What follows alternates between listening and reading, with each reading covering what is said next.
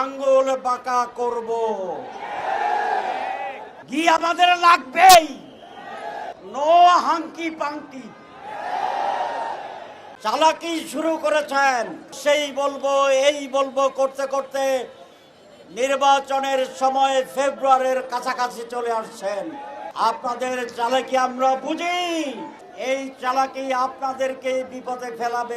সোজা আঙ্গুলে ঘি না আনতে পারলে বাঁকা আঙ্গুলে ঘি আনবো, তবে ঘি আমাদের পেতেই হবে। বা আপনি বাঁকা আঙ্গুলে আনবেন, মানে ঘি আপনাকে পেতেই হবে। আপনার কাছে ডেমোক্রেসি, ইডিওলজি, আদর্শ এগুলো কোনো নেই, তাও আবার আপনারা ইসলাম নিয়ে রাজনীতি করেন।